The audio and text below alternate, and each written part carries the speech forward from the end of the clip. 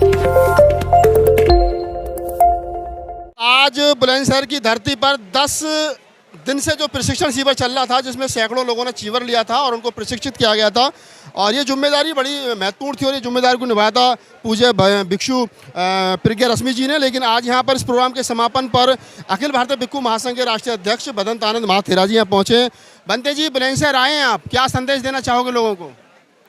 मैं ये संदेश देना चाहूँगा कि रूढ़वादी अंधविश्वासी परंपराओं से मुक्त होकर के सन्मार्ग पर चलकर डॉक्टर अंबेडकर ने जो मार्ग दिखाया उस पर हम चलें तो निश्चित तौर से हम आगे बढ़ेंगे और हमारी उन्नति होगी। बाबा साहब डॉक्टर अंबेडकर के रास्ते पर चलने में बड़ी अड़चनें आ रही हैं। अभी दिल्ली में एक मंत्री, उन्होंने बौद्ध धर्म अपनाया, 10,000 लोगों के साथ में 22 प्रतिज्ञाएं ली, देश में बहुत ज़्यादा हाय हुल्लड़ है। तो आपको लगता है कि वर्तमान समय में बाबा साहब के बताए रास्ते पर चलना उतना आसान है? वर्तमान सरकार जो है मेजॉरिटी की सरकार है। जो 22 प्रतिज्ञाएं मंत्री ने ग्रहण की या लोगों ने ग्रहण की, उसमें किसी भी देवता का कोई भी अपमान नहीं है, ना ही किसी को गाली दी। बात सिर्फ ये है, जिस चीज़ से मुझको परेशानी है, जिस चीज़ से मुझे तकलीफ़ है, जिस रास्ते पर चलते चलते मेरे स्वाभिमान की सुरक्षा नहीं है, मेरी मानवता की रक्षा नहीं है, स्वतंत्र भारत की धरती पर आज भी मेरे पर जुल्म अत्याचार होता है, इसलिए उस धर्म का मैं परित्याग करके उस बुद्ध की शरण में जा रहा हूँ जहाँ समानता है और यानी कहना चाहिए विषमता का विनाश होता है।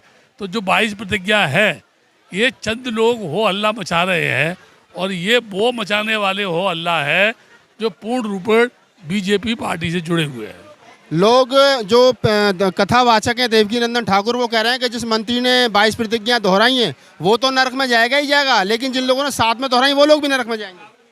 मैं ठाकुर देवकी नंदन को ये परामर्श देना चाहता हूँ कि जहाँ तक मंत्री का या जिन लोगों ने वो 22 प्रतिज्ञा ली उनका नरक में जाने का प्रश्न है, तो देवकी नंदन जो है नरक के या स्वर्ग के कोई ठेकेदार नहीं है। पहले वो अपनी जगह तलाश ले, क्योंकि जो भी आदमी झूठ बोलता है, गलत कार्य करता है, लोगों को गुमराह करके पेट पालन करता है, सही मायने में नरक में तो वो जाएगा जो लोगों को धोखा दे रहा है।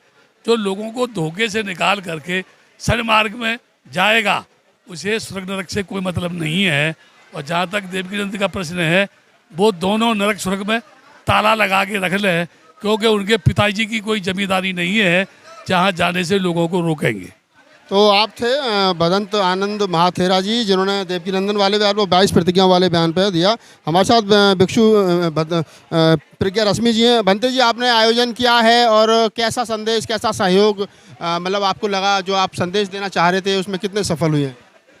देखिए, मेरा जो उद्देश्य था वो लोगों को भगवान बुद्ध का वो शांति संदेश देना मेरा अपना उद्देश्य था कि लोगों के बीच में जो जाए, हम भी जाएं और भी जाएं, तो लोगों को करुणा, मैत्री, भाईचारे का संदेश उन तक पहुँचे। और जैसा मेरा उद्देश्य था वैसा सभी लोगों ने, चाहे वो बुलंदशहर के लोग हों, गाज़ियाबाद के लोग हों, दिल्ली के लोग हों, मेरठ के लोग हों, मुरादाबाद के लोग हों, बदायूं के लोग हों, बरेली के लोग हों, आगरा के लोग हों, इन सभी ने मुझे भरपूर सहयोग दिया। और आज इस सहयोग को आप लोग यहाँ देख रहे हैं कि भव्यता के साथ ये कार्यक्रम सफल हुआ है। इसके लिए मैं सभी लोगों के प्रति, आप कह रहे हैं कि हमारा जो संदेश था शांति का, मैत्री का, करुणा का, हम उसको देने में सफल हुए। वर्तमान समय में जब देश में जो सरकारें हैं वो एक ही धर्म की बात कर रही हों, एक ही सांप्रदायिक ताकत दे रही हों, ऐसे में आपका संदेश लगता है कि सार्थक है? देखिए, वो अपना काम कर रहे हैं, हम अपना काम करें। हमें दूसरों की आलोचना करने के बजाय हमें तो अपना काम करते रहना है। एक दिन बुद्ध ने कभी इन बातों की परवाह नहीं की, वो अपना शांति का संदेश देते रहे और विजय अंत में सत्य की ही होती है। वो कहते हैं, छल कपट धोखा सदा संसार में चलता नहीं, सत्य दब जाता है लेकिन झूठ से गलता नहीं, विजय सत्य की ही होती है।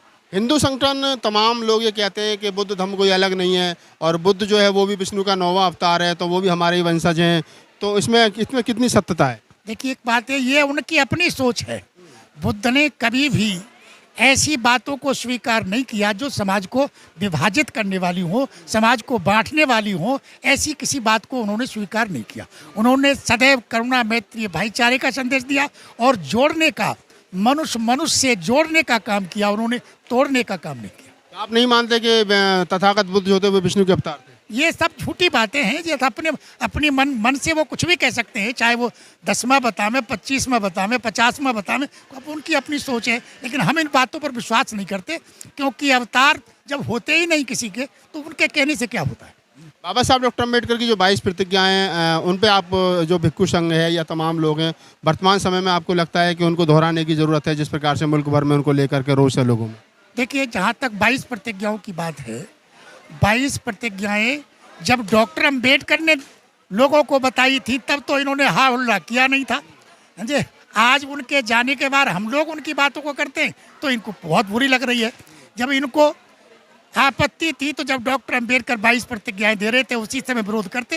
बंदे जी, एक तरफ तो भारत सरकार जो वो बाबा साहब के राइटिंग स्पीचेज हैं, जो बाबा साहब के बोलियम है, उनके 40वें नंबर में छाप करके बेच रही है आज भी, और दूसरी तरफ उनको रिपीट करने में जो वो मुकदमा कर रही है। नहीं, ये सब उनकी वो राजनीति से प्रेरित है। हमको इस विषय पर नहीं कुछ कहना है। हम तो यही कहना चाहेंगे कि जो बाबा साहब ने हमको संदेश दिया है, बाबा साहब ने जो हमें मूवमेंट दिया है, बाबा साहब ने जो हमें शिक्षा दी है, हमारा फर्ज बनता है कि हम उनका पालन करेंगे। हम इनसे लड़ने के मूड में नहीं है।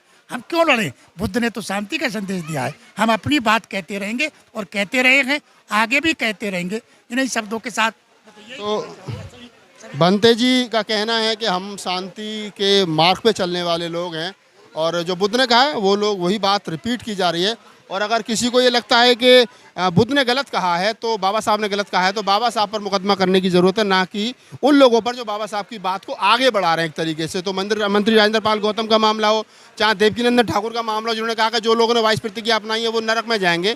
पंते जी ने कहा कि नरक और स्वर्ग की दोनों की चाबी वो अपने पास रखें, हमें कहीं जाने की जरूरत है, हम इस धरती पर ही हमारे लिए सुरखें। और क्या नाम है बनते जी आपका? विजयानंद मेरा नाम है। तो बनते जी, आपने कब चीवर लिया है? चीवर 10वां दिन है आज हम। मतलब आप प्रशिक्षण चीवर में थे? हाँ, प्रशिक्षण चीवर में थे। कैसा मतलब लग रहा है आपको कि ये चीवर लेने के बाद में उस वाली ज़िंदगी में और उसमें कितना फ़र्क है? हम लोगों में नहीं, बहुत सुगन है, शांति है हमको इस चीवर में, और शांति का मार्ग पकड़ा है और शांति के पथ पर रहेंगे। हम लोगों ने आजीवन चीवर लिया है। हाँ, आप 10 दिन के लिए आए थे, अब आप ये चीवर उतारोगे नहीं? नहीं, अब नहीं उतारेंगे हम, आजीवन उसी में बने रहेंगे। गृह त्याग दिया? हाँ, गृह त्याग दिया। तो बच्चे, परिवार, उनका क्या होगा फिर? वो सब चीज़ चलेगा, व्यवस्था। आदमी का अनुपस्थित में सब काम होता है। हम देखते हुए सारी व्यवस्था को देख लेंगे और कोई बात नहीं, संसार का उद्धार करेंगे, शांति पैदा करेंगे, घर में भी शांति पैदा होगी, उधर भी। ये तो आप 10 दिन का चीवर लिया था, लेकिन आप कह रहे हैं कि आजीवन मुझे चीवर में रहना है, और जो बुद्ध का मार्ग है, जो बुद्ध का संदेश है, वो आगे बढ़ाना है।